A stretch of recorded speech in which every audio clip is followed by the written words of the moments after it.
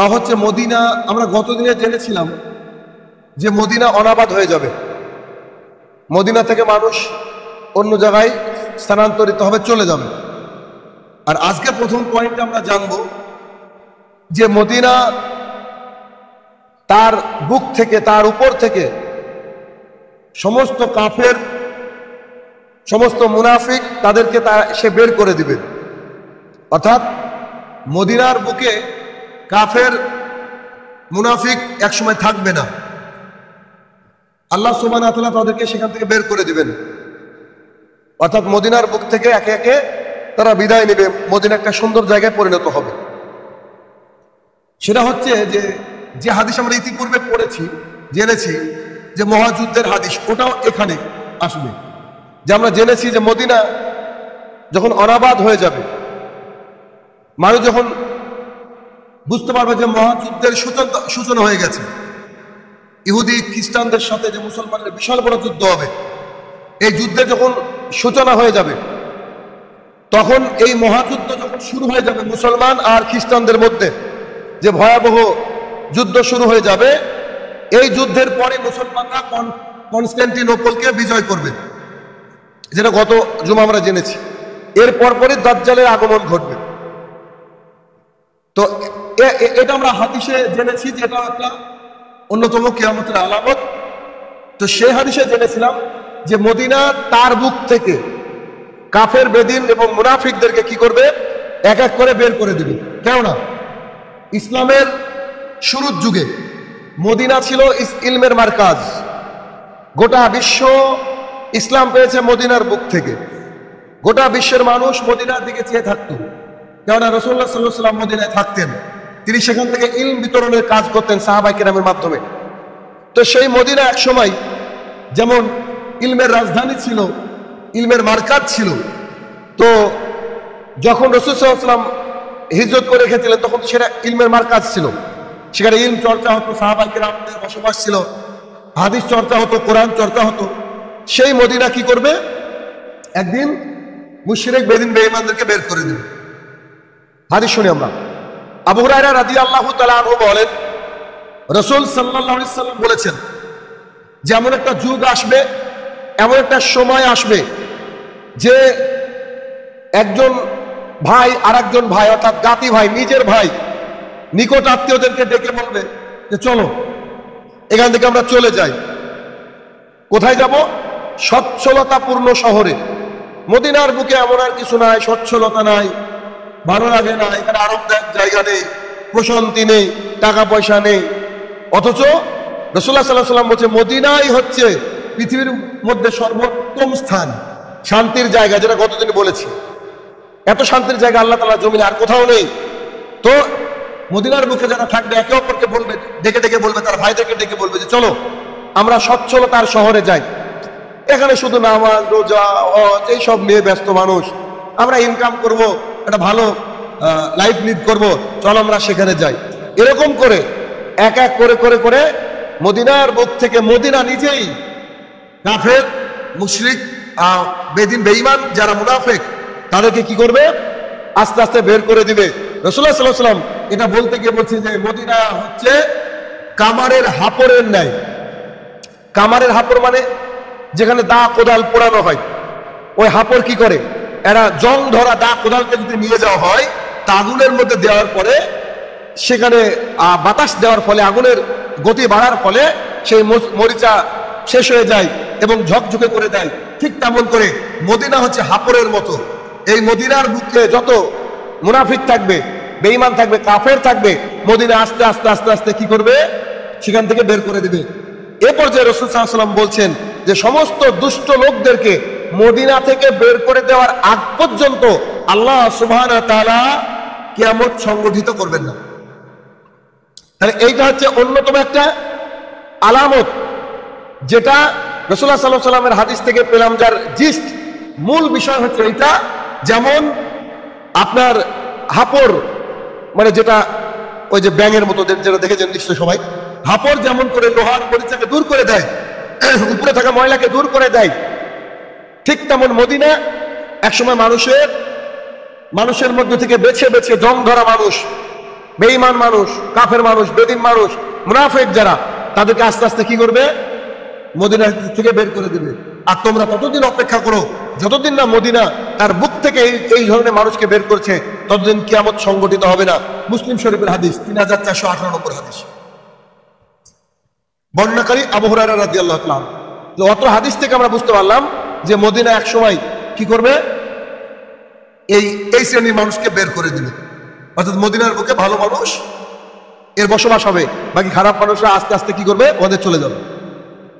তারপর আরেকটা হাদিসে আমরা জানি যে আবু হুরায়রা রাদিয়াল্লাহু তাআলা বলেন যে আমি রাসূল সাল্লাল্লাহু আলাইহি ওয়াসাল্লামকে বলতে শুনেছি, আমি আল্লাহ রাসূল সাল্লাল্লাহু আলাইহি ওয়াসাল্লামকে বলতে শুনেছি যে বসবাসের উপযোগী হওয়া সত্ত্বেও মদিনা বসবাসের উপযোগী হবে, একদম সুইটেবল প্লেস থাকবে মদিনা, খুব সুন্দর জায়গা থাকবে, আবহাওয়া, জলবায়ু, সেখানে ফল ফলাদি, ফসল সব হবে, সব থাকা সত্ত্বেও মানুষ মদিনা থেকে চলে যাবে, মদিনা থেকে চলে যাবে। তারপরে পশু পাখি আর জীবজন্তুরা সেখানে অবশিষ্ট থাকবে, পশু পাখি আর জীবজন্তুরা সেখানে অবশিষ্ট থাকবে। এটাও মুসলিম শরীফের হাদিস, 3433 নম্বর হাদিস। তাহলে অত্র দুই হাদিস থেকে বুঝতে পারলাম যে মদিনা আস্তে আস্তে কি করবে?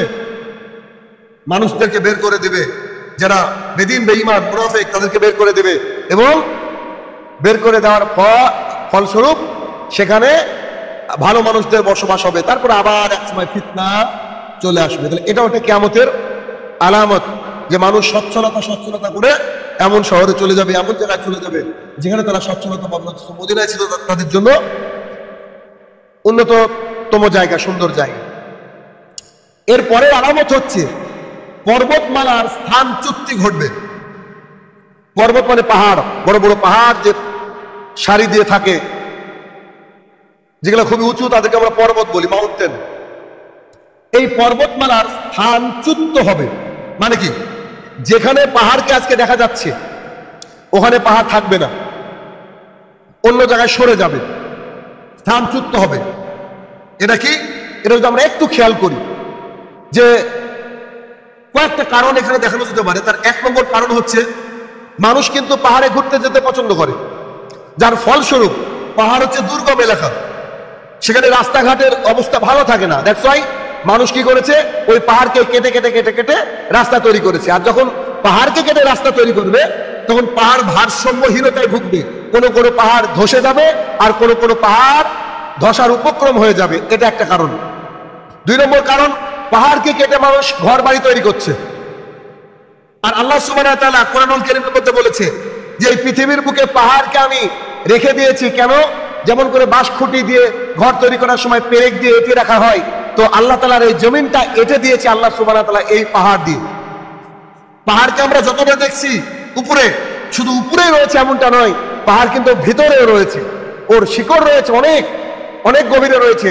এই জন্য এত ভূমিকম্প, এত কিছু পৃথিবীর বুকে ন্যাচারাল ডিজাস্টার যেগুলো ঘটে আল্লাহ তাআলা জমিনে, এগুলোকে সব কন্ট্রোল করার জন্য আল্লাহ সুবহানাহু ওয়া তাআলা পাহাড় রেখে দিয়েছেন। পাহাড় শুধু দেখার জন্য নয়, যে শুধুমাত্র দেখলেন এমনটা নয়, পাহাড়ের মাধ্যমে আল্লাহ সুবহানাহু ওয়া তাআলা আটকে রেখেছে। একটা তাঁবুকে যেমন আটকে রাখার জন্য চারিদিক দিয়ে পেরেক মারা হয়, আল্লাহ তাআলার জমিনকে তিনি আটকে রেখেছেন সুন্দর করে, যাতে করে ছিটকে না পড়ে যায়, কারণ পৃথিবী ক্রমাগত ঘুরছে সবসময়।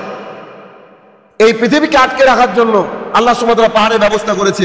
অথচ মানুষ আজ বিভিন্ন জায়গায় পাহাড়ের সৌন্দর্য বর্ধন করার লক্ষ্যে, পর্যটকদের আকর্ষণ যাতে হয় তার লক্ষ্যে, ঘর বাড়ি করার লক্ষ্যে নানান জায়গায় পাহাড় কেটে কেটে রাস্তা তৈরি করা হচ্ছে আর নানান প্রতিকৃতি তৈরি করা হচ্ছে, যার ফলে এক সময় এই পাহাড়ের জায়গায় থাকবে না।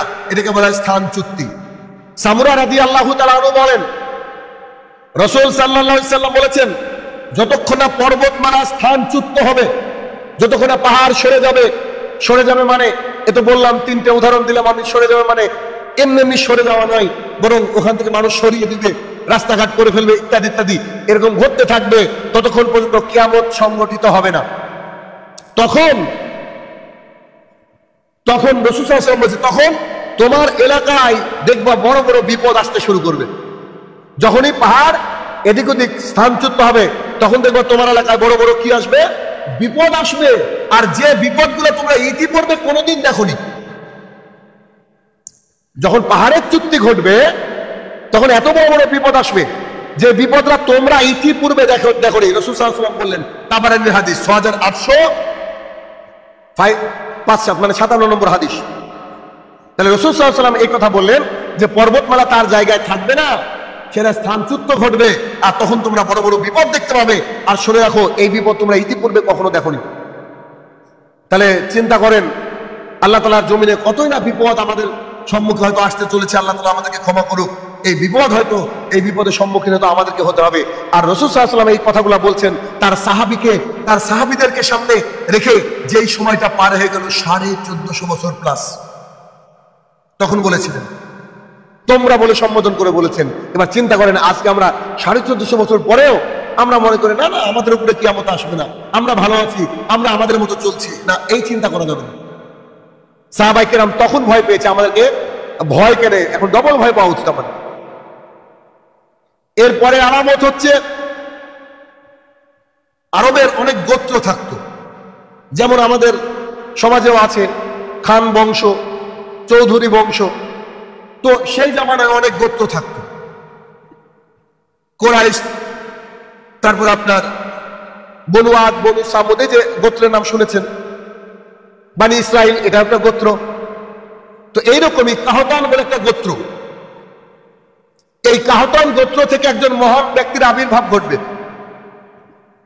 কিভাবে স্পষ্ট একেবারে দিনের মতো স্বচ্ছ পরিষ্কার কিয়ামতের আলামত চিন্তা করেন। মানে 1450 বছর আগের মানুষটা এভাবে বলছে, চিন্তা করেন, মানে একেবারে ক্রিস্টাল ক্লিয়ার, কোন রকমের কোনো স্বচ্ছ ট্রান্সপারেন্ট যেটাকে বলা হয়, এপার ওপার একেবারে পরিষ্কার। কাহতান গোত্রে একজন মহান ব্যক্তি, মহান নেতার আবির্ভাব ঘটবে।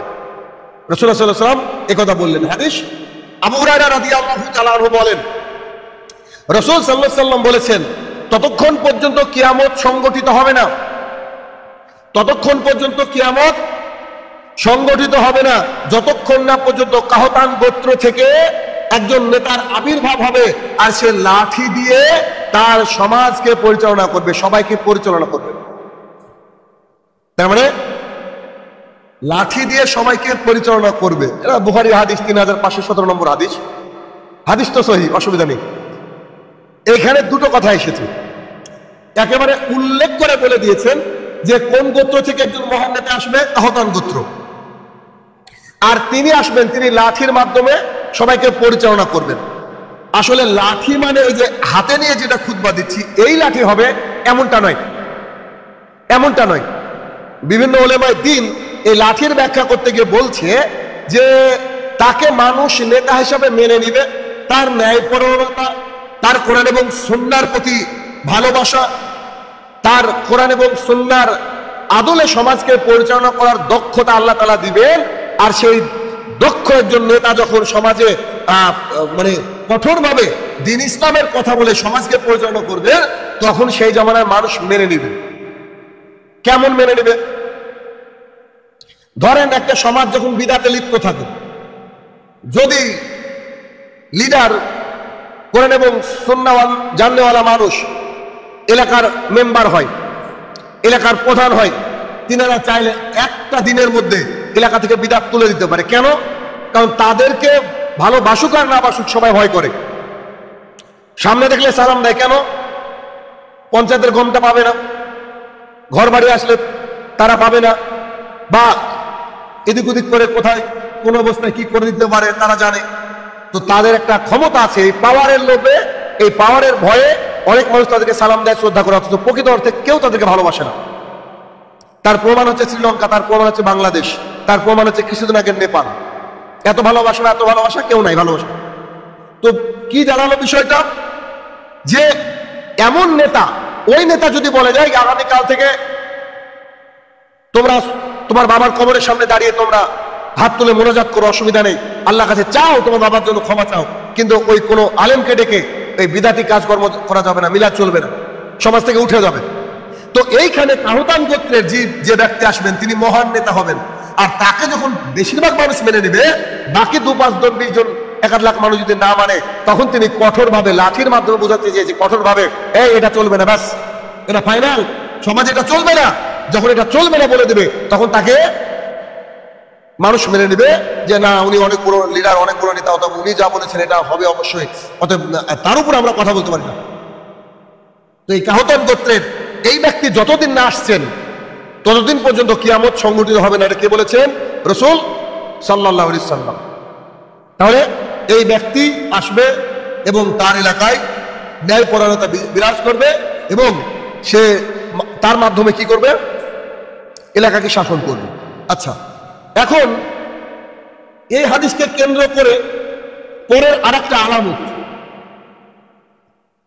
অনেকে বলে থাকেন, এ কথাটা আপনাদের অনেকের মাথার উপর দিয়ে যাবে, কি বলছি সেটা হচ্ছে, যখন এই হাদিস মানুষ শুনল যে কাহতান গোত্র থেকে একজন নেতা আসবে, তখন তারা বলা বলি করতে লাগলো, বা ওলেমায়ে দ্বীন তিনারা বলতে লাগলেন তাহলে বোধহয় ওই লোকের নাম হবে জাহজা, জাহজা ওই লোকের নাম।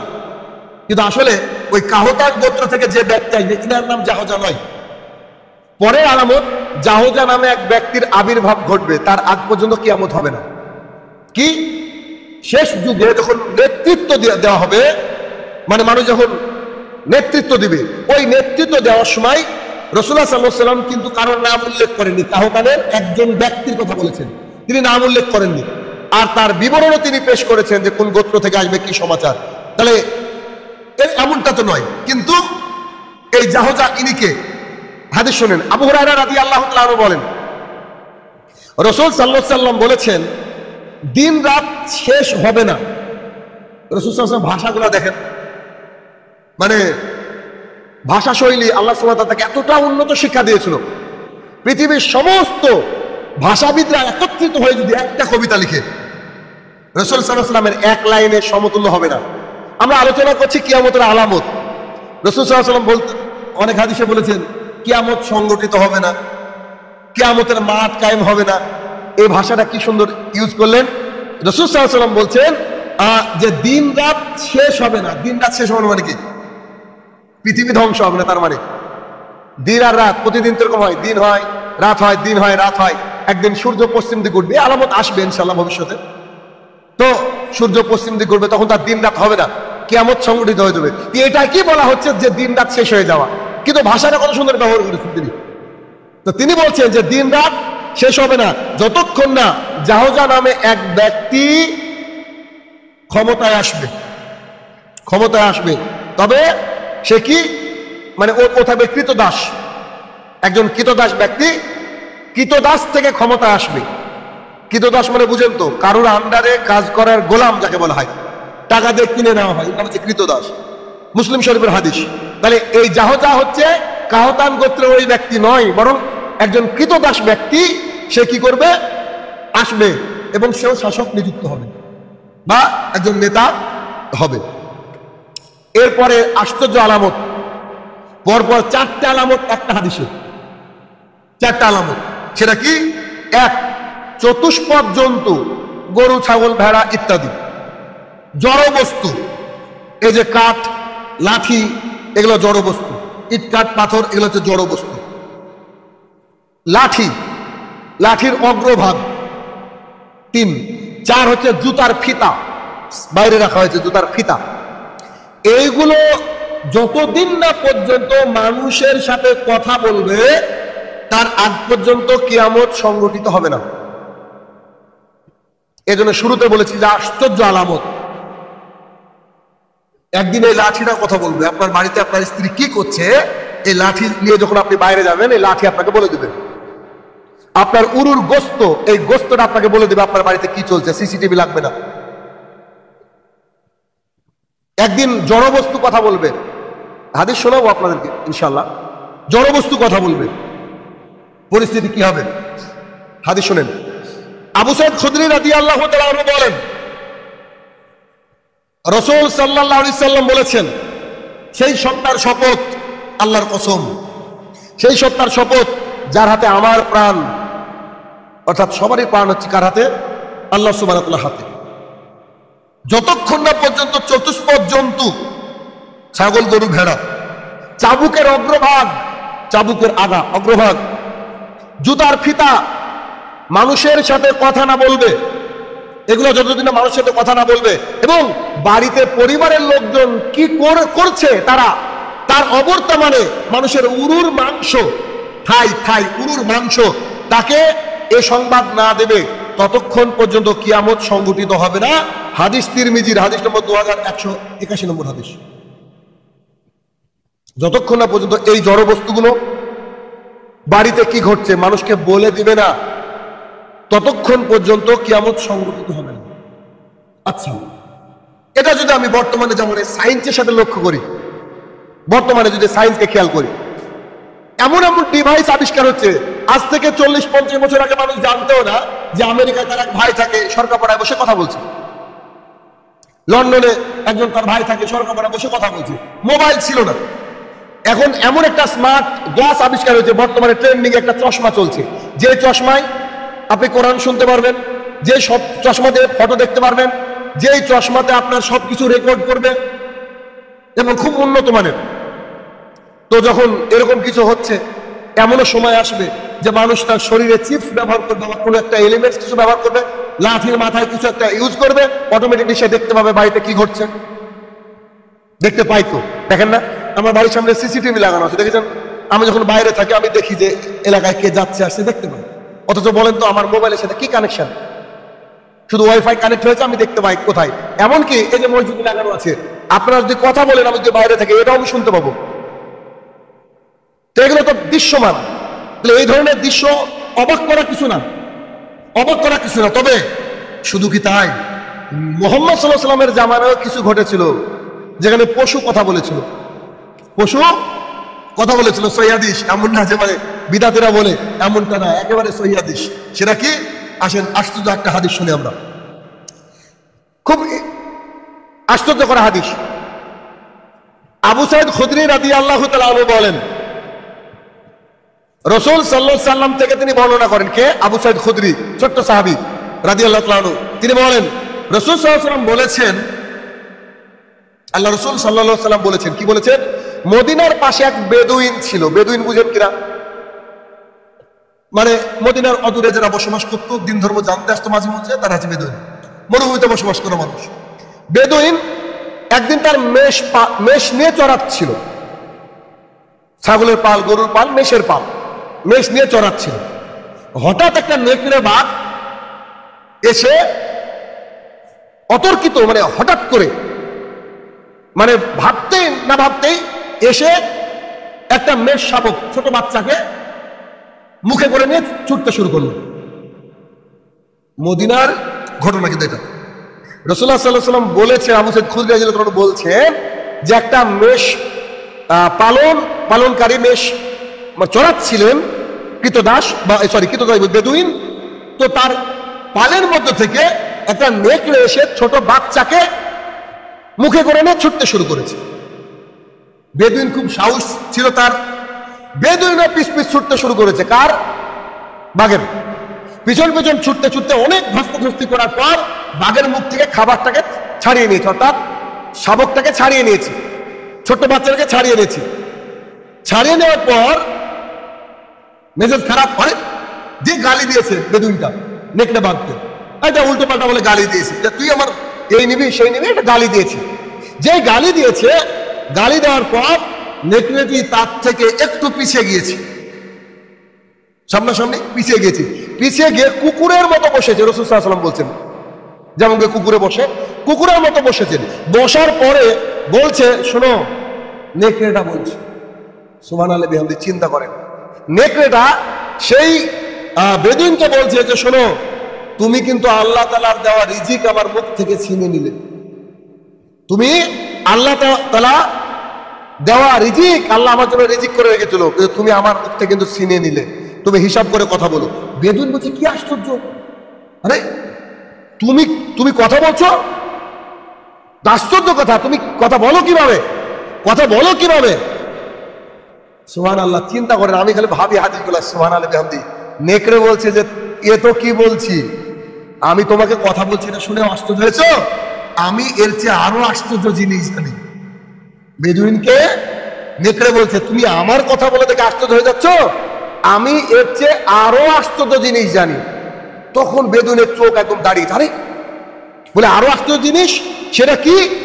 তো বলছে এই যে দুই পাহাড় দেখছো না, এই যে বড় বড় দুটো পাহাড়, এই দুই পাহাড়ের মাঝে একজন আল্লাহর প্রেরিত বান্দা এবং রসুল আছে, একজন নবী আছে।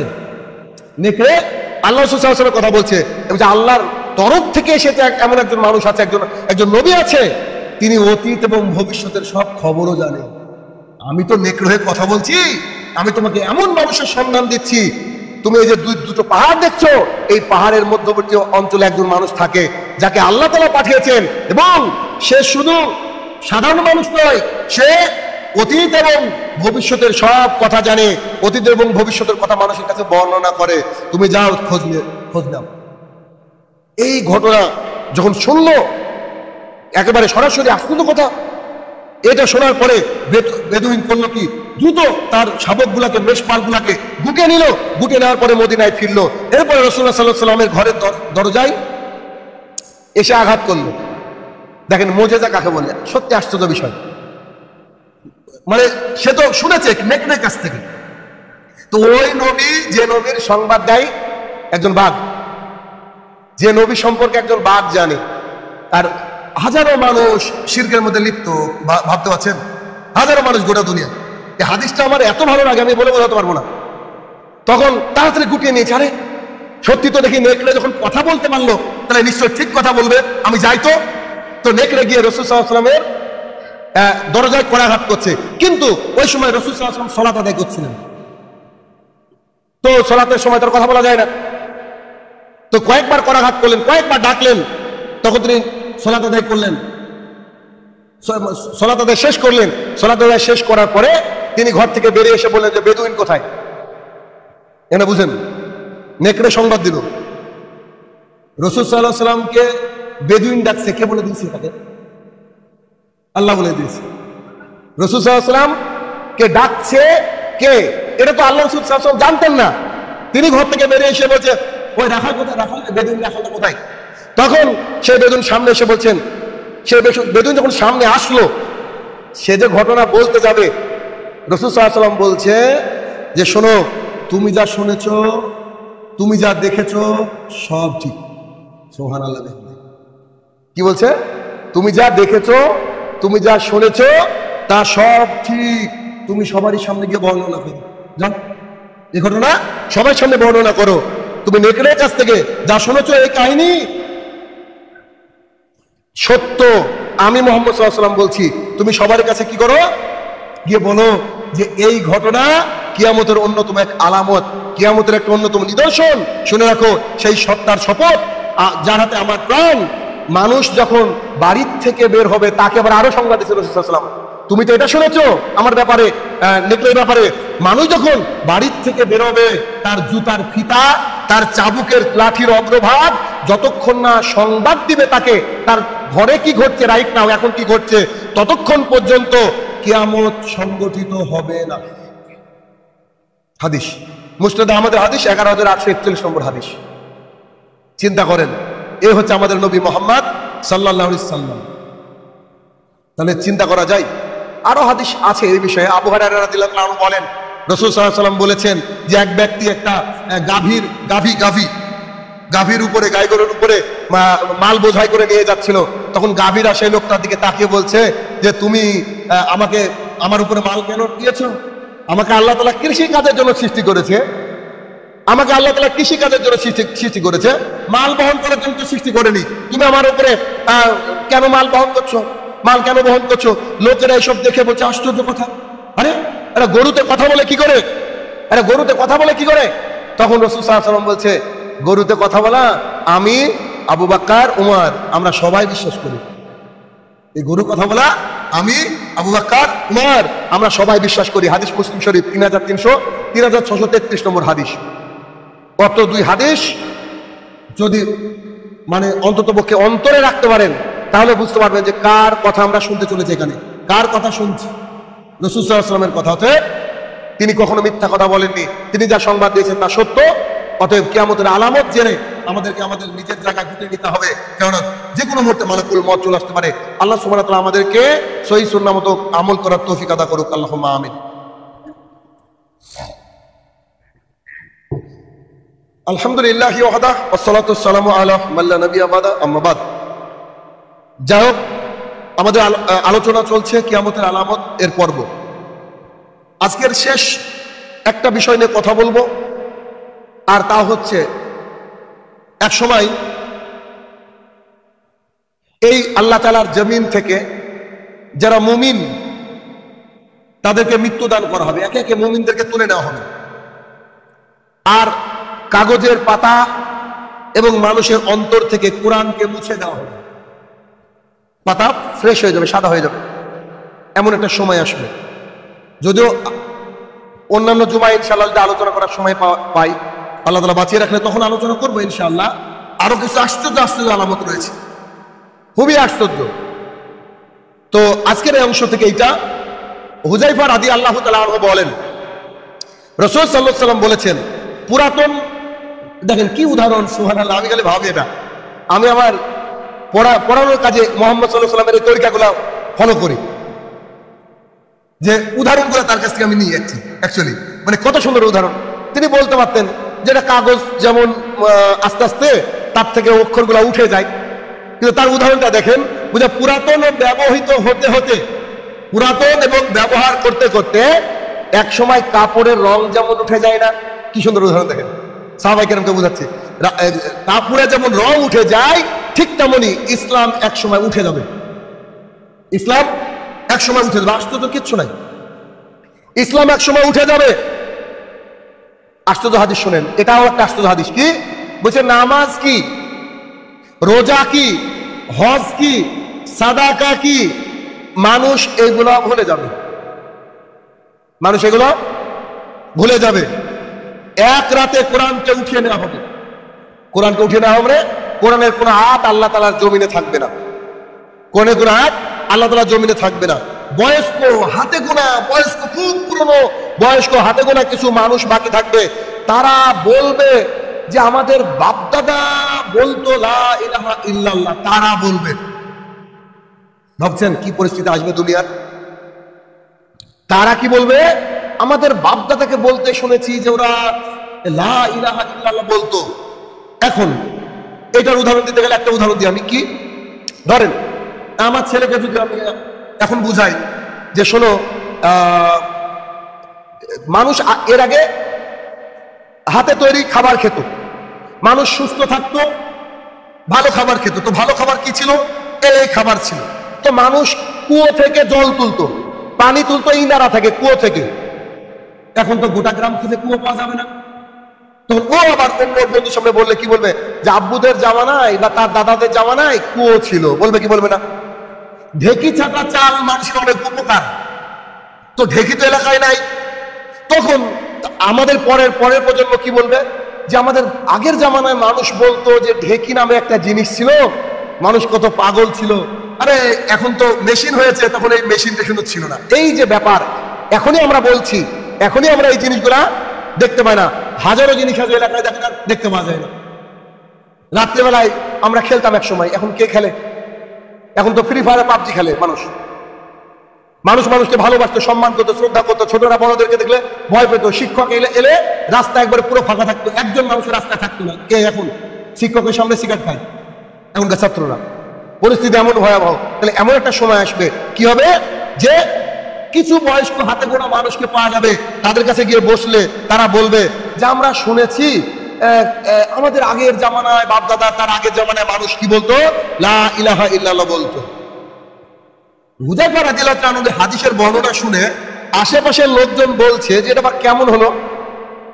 লা ইলাহা ইল্লাল্লাহ বলবে মানে মানুষের মধ্যে যদি নামাজ, রোজা, হজ, যাকাত কিছু না থাকে, নামাজ, রোজা, হজ, যাকাত যদি কিছু না থাকে, তাহলে লা ইলাহা ইল্লাল্লাহ পড়ে কি লাভ হবে? নামাজ, রোজা, হজ তো কিছুই নাই। তো ওই মুহূর্তে লা ইলাহা ইল্লাল্লাহ বলে পড়ে কি হবে? তখন তিনি বলছেন, তিনবার তাকে জিজ্ঞাসা করা হলো, তিনি উত্তর দেননি। তিনবার পর তিনি বলছেন যে শোনো, ওই জামানায় কেউ যদি একবার লা ইলাহা ইল্লাল্লাহ বলে, সেই কালেমা তাকে জাহান্নাম থেকে রক্ষা করবে। তাহলে মানে ইবনে মাজার হাদিস 49 নম্বর হাদিস, সুবহানাল্লাহি বিহামদিহি, আলহামদুলিল্লাহ যে আমরা অন্তত পক্ষে ভালো জামানায় আছি। এজন্য বাড়িকে এখনো ইসলামাইজ করেন, বাড়ির মধ্যে ইসলামকে ঢুকান। ছেলেকে আপনি মানুষ করবেন, মেয়েকে মানুষ করবেন, ইসলাম নিয়ে মানুষ করেন। বর্তমান জামানার 98% সন্তান তার পিতা মাতাকে দেখানো কথা সত্য। তাহলে দেখা না দেখা দেখবে না তো এটা স্বাভাবিক, কিন্তু অন্তত পক্ষে নামাজের মধ্যে যেন রাব্বির হামহুমা কামা রাব্বায়ানি সাগীরা, মা বাবার জন্য দোয়া করো, অন্তত এই কাজটুকু করতে হবে, এই কাজটুকু করতে হবে। বা দেখে তো না কেউই, তাহলে কি অন্তত দোয়াটা যেন পাই, এটা যেন আখিরাতে কাজে লাগে, এই কাজ করতে হবে। আদারওয়াইজ টাকা, কিয়ামতের বহু আলামত বলেছি যে টাকা অভাব হবে না, মানুষের অভাব হবে না টাকা। মানুষ কি পরিমাণে টাকা এখন ইনকাম করছে, কোটি কোটি টাকা প্রতিদিন ইনকাম করছে, এমন মানুষ আছে আল্লাহর জমিনে। তাহলে টাকার অভাব হবে না, কিন্তু নৈতিকতার অভাব হবে, সালাতের অভাব হবে। এর আগের জুমায় বলেছিলাম যে একটা সেজদা গোটা পৃথিবীকে বিক্রি করলে পাওয়া যাবে না, এমন একটা সময় আল্লাহ তাআলার জমিনে আসবে। তাহলে কি করতে হবে? এই আলামত গুলো বুঝে মেনে তদ অনুযায়ী আমাদেরকে আমল করার চেষ্টা করতে হবে, এবং আল্লাহ তাআলার কাছে তৌফিক চাইতে হবে যে আল্লাহ আমাদের উপর অন্তত কিয়ামত সংগঠিত করো না, আর যদি সংগঠিত করো তাহলে আমাদেরকে এই নোংরা পরিবেশ থেকে আমাদেরকে বাঁচিয়ে রাখো, এই বলে আল্লাহ তাআলার কাছে দোয়া করতে হবে। কেননা পরিস্থিতি আগামী দিনে খুব ভয়াবহ। আমরা তো মোটামুটি আছি, শহরের দিকে ইসলাম বলতে একেবারে কিছুই নাই।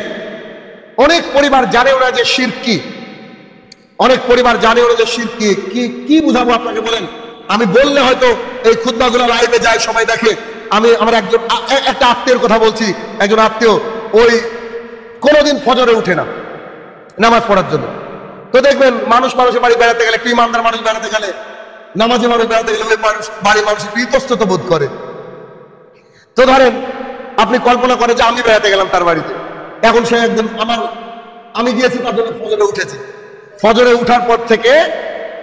উঠার পর থেকে একেবারে রাত্রি 12টা পর্যন্ত এই কথা 100 বার শোনা গেছে তার মুখ থেকে। আজকে মাথাটা টনটন করছে, আজকে মাথাটা খারাপ করছে, আজকে শরীরটা খারাপ হয়ে গেল। একদিন ফজরে উঠে কি বলছেন? মুসলমান, নাম সুন্দর মুসলমান, বাপ দাদা 14